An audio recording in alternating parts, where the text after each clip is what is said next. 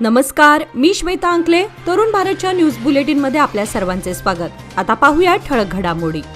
भारत आणि पाकिस्तानमधील युद्धबंदीनंतर पंतप्रधान नरेंद्र मोदी मंगळवारी सकाळी अचानक पंजाबमधील जालंधर येथील आदमपूर एअरबेसवर पोहोचले. येथे त्यांनी हवाई दलाच्या अधिकाऱ्यांची आणि सैनिकांची भेट घेतली. त्यांनी ऑपरेशनबद्दल चर्चा केली. यशस्वी हवाई हल्ल्याबद्दल त्यांनी सैनिकांचे अभिनंदनही केले. पाकिस्तानने दावा केला होता की त्यांच्या सैन्याने केलेल्या हल्ल्यात आदमपूर एअरबेसचे नुकसान झाले आहे, पण हे सर्व खोटं असल्याचं स्पष्ट झालं आहे. बेळगाव तालुक्यातील संतीबस्तवाड गावातील बांधकाम चालू असलेल्या मशिदीच्या तळमजल्यावर ठेवलेला कुराण ग्रंथ चोरून नेऊन जाळण्याचा प्रकार घडला होता.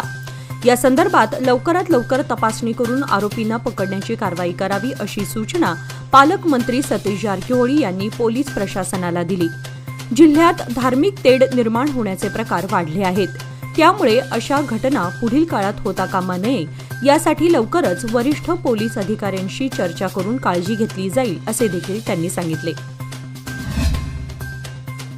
संतीबस्तवाड परिसरातील एका प्रार्थनास्थळी धर्मग्रंथाला आग लावण्याची गंभीर घटना सोमवारी उघडकीस आली असून या प्रकरणी ग्रामीण पोलीस ठाण्यात गुन्हा दाखल करण्यात आला आहे अशी माहिती शहर पोलीस आयुक्त यडामार्टी यांनी मंगळवारी सुवर्ण विधान सौधमध्ये पत्रकारांशी बोलताना दिली.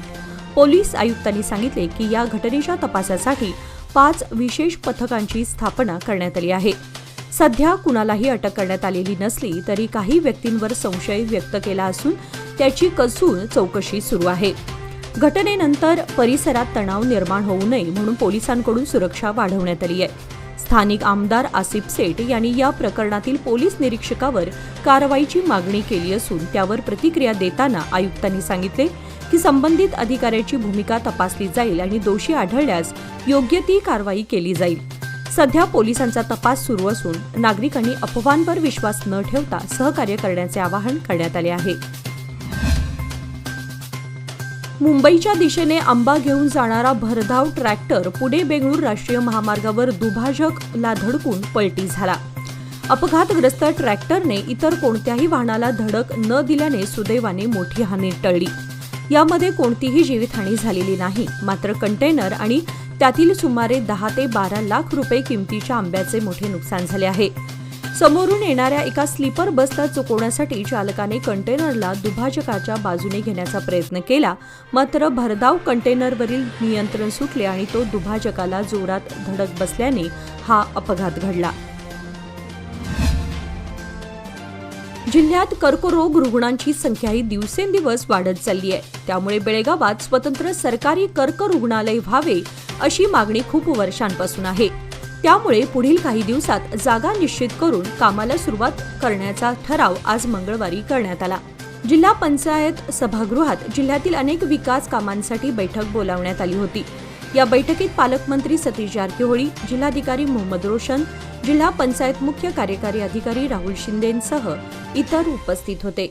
यावेळी कृषी, बागायत, पशुसंवर्धन, वन, रेशीम धंदा आणि आरोग्य यासह विविध विभागांशी संबंधित योजनांवर चर्चा झाली. यावेळी विधानसभा सदस्य आसिफ सेठ, दुर्योधन ऐहोळे, गणेश हुकेरी, विश्वास वैद्य यांच्यासह विधान परिषद सदस्य, अधिकारी उपस्थित होते. अल्पवयीन मुलीवर सामूहिक अत्याचार केल्याची घटना 2 दिवसांपूर्वी घडली आहे.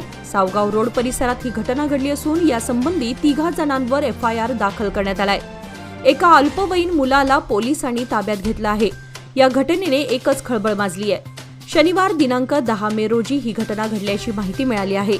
एका अल्पवयीन मुलीला नशेचा पदार्थ देऊन तिच्यावर अत्याचार झाल्याची माहिती आहे. टिळकवाडी पोलिसांनी या प्रकरणाचा तपास सुरू केला असून आणखी 2 जणांचा शोध घेण्यात येतोय. श्री क्षेत्र दक्षिण काशी कपिलेश्वर मंदिर परिसरात श्री शिवप्रतिष्ठान हिंदुस्थान आणि सव्यासाची गुरुकुलम यांच्या संयुक्त विद्यमाने ऑपरेशन सिंदूरमध्ये सहभागी झालेल्या भारतीय वीर जवानांच्या सन्मानार्थ महाआरती आणि विशेष प्रार्थना करण्यात आली. यावेळी उपस्थितांनी हर हर महादेवच्या गजरात छत्रपती शिवाजी महाराजांना वंदन करत भारतीय लष्कराच्या यशासाठी कपिलनाथाच्या चरणी साकडे घातले. शिवकालीन युद्धकला शिबिराच्या माध्यमातून सशस्त्र दलांप्रती कृतज्ञता व्यक्त करण्यात आली.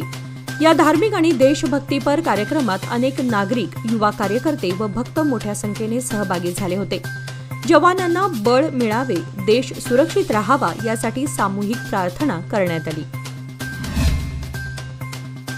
गरिबांना आर्थिक पाठबळ देणाऱ्या काजूला यंदा 165 ते 170 रुपये प्रति किलो दर मिळू लागला आहे. त्यामुळे उत्पादकांना दिलासा मिळाला. मात्र अद्यापही दर वाढण्याची शक्यता असल्याचं बोललं जात आहे. गतवर्षी 150 रुपये प्रति किलो दर मिळाला होता. त्या तुलनेत यंदा 15 ते 20 रुपये वाढीव दर मिळत आहे. विशेषतः बेळगाव आणि खानापूर तालुक्यात काजूचे क्षेत्र आहे. अलीकडे काजू बागायत क्षेत्रामध्ये वाढ झाल्यानं एकूण उत्पादनातही वाढ झाली आहे. त्यामुळे उत्पादित काजू बियांना चांगला भाव मिळावा अशी अपेक्षा उत्पादकातून व्यक्त होत आहे. त्यानुसार यंदा आतापर्यंत 165 ते 170 रुपये प्रमाणे दर झाला आहे. येत्या काळात पुन्हा दर वाढेल की कमी होईल याबाबत शाश्वती नाही. मात्र व्यापारी आणि विक्रेत्यांकडून काजू खरेदीला सुरुवात झाली आहे.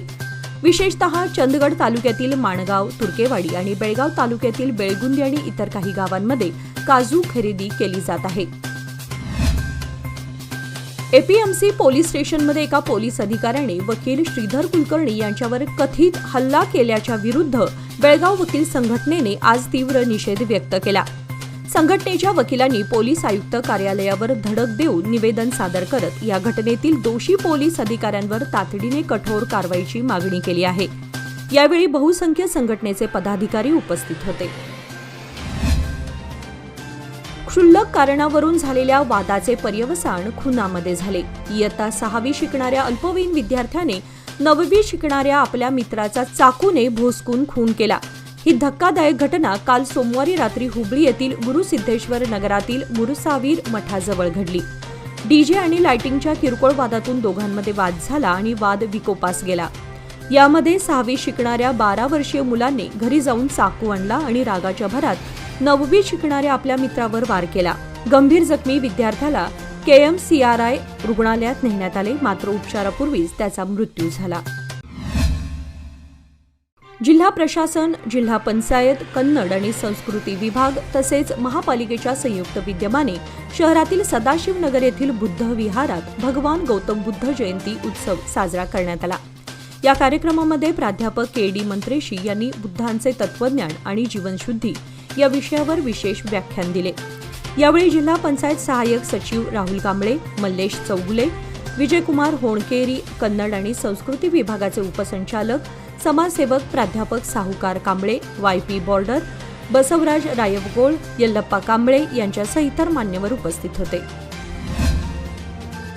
बेळगाव तालुक्यातील उत्तर आणि पश्चिम गावामध्ये 10 ते 15 मिनिटांपासून जोरदार अवकाळी पावसाला सुरुवात झाली आहे. आज मंगळवारी शहरासह ग्रामीण भागामध्ये सकाळपासूनच ढगाळ वातावरण होते. त्यानंतर दुपारी 4च्या सुमारास शहरात हलका तर ग्रामीण भागामध्ये होनगा, काकती, जाफरवाडी, कडोली आदी गावामध्ये जोरदार पाऊस बरसला. या पावसामुळे शेतकऱ्यांच्या कामाला गती मिळणार आहे. हा जोरदार पाऊस सुरू असल्यामुळे उकाड्याने हैराण झालेल्या बेळगावकरांना काहीसा दिलासा मिळाला. बेळगाव टॅक्स प्रॅक्टिशनर्स असोसिएशनच्या 2025 ते 2028 या वर्षांसाठी नवनिर्वाचित अध्यक्ष संजीव बाडगंडी यांच्या नेतृत्वाखालील नवीन कार्यकारिणीचा पदग्रहण सोहळा आज मंगळवारी उत्साहात पार पडला. शहरातील एका खासगी हॉटेलमध्ये हा कार्यक्रम आयोजित करण्यात आला होता. या सोहळ्याला कर्नाटक स्टेट टॅक्स प्रॅक्टिशनर्स असोसिएशनचे अध्यक्ष SN प्रसाद यांच्या उपस्थितीत नूतन अध्यक्ष आणि त्यांच्या कार्यकारिणीला अधिकार पदाची सूत्रे सोपवण्यात आली. यावेळी KSTPAचे सचिव Mukund Potnis, Belgaum chamber of commerce and इंडस्ट्रीचे अध्यक्ष संजू कत्तीशेट्टी आणि BCCIचे सचिव राजेंद्र मुदकेकर हे प्रमुख अतिथी म्हणून उपस्थित होते. याचबरोबर आजचे बातमीपत्र इथेच संपले. अधिक माहिती आणि ताज्या घडामोडींसाठी पाहत रहा तरुण भारत न्यूज चॅनल. तसेच आमच्या चॅनलला लाईक, शेअर आणि सबस्क्राईब करायला विसरू नका. आणि विश्वासार्ह बातम्यांसाठी दररोज वाचा दैनिक तरुण भारत. धन्यवाद.